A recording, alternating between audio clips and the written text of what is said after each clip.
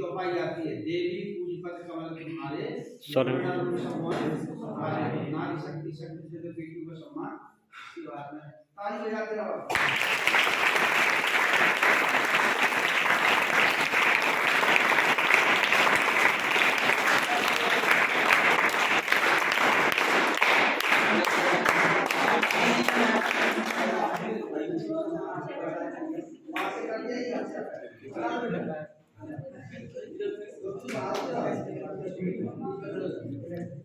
और पास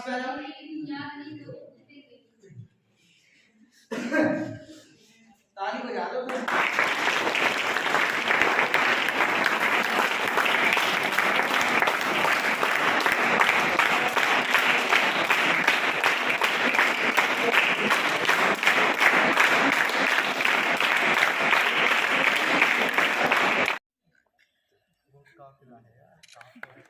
जन्म दिवस की अग्रिम शुभकामनाएं।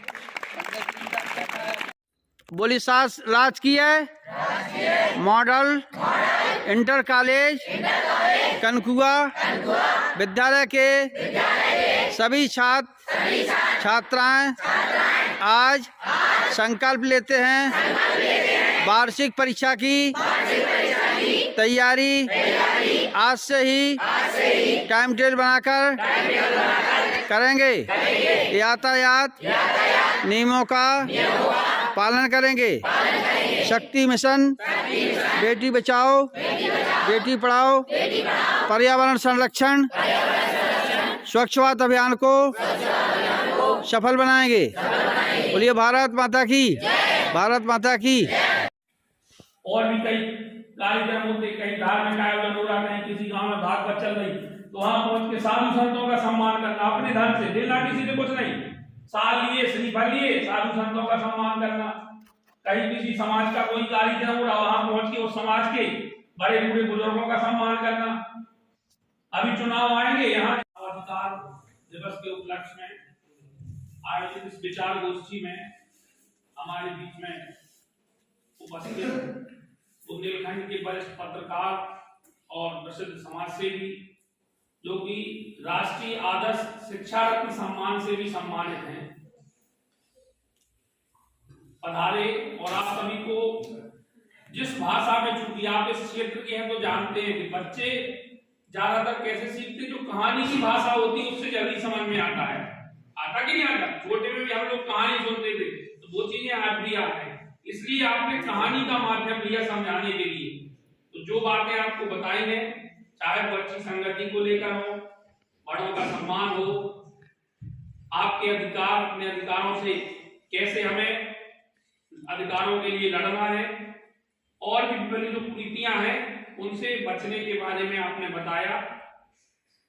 तो हम आपका विद्यालय परिवार की तरफ से बहुत बहुत धन्यवाद ज्ञापित करते हैं। और चूंकि लगातार ऐसा पहली बार इतना अंतराल हो गया कि लगभग आप 1 वर्ष बाद विद्यालय में आए, पिछली बार नवंबर में आए थे, बाल दिवस में आपको ध्यान होगा, माइक लेके आए थे।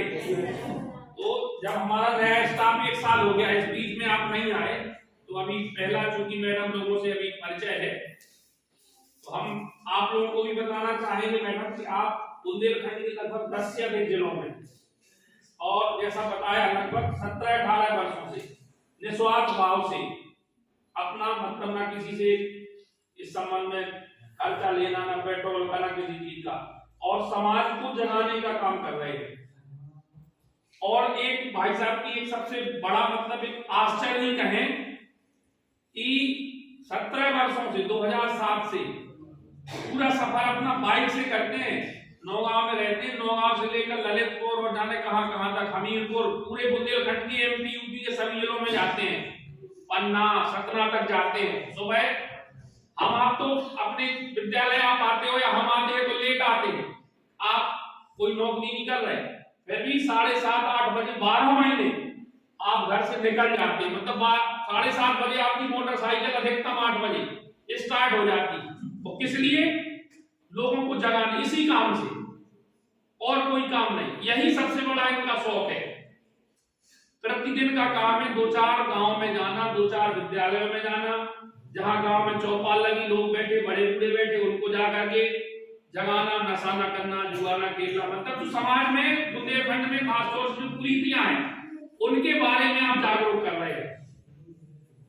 आप फेसबुक पर देखेंगे या यूट्यूब पर लाखों वीडियो पड़े हैं भाई साहब, कैसे बड़े बड़े हर जनपद के हर बड़े बड़े अधिकारियों से आपके संबंध है।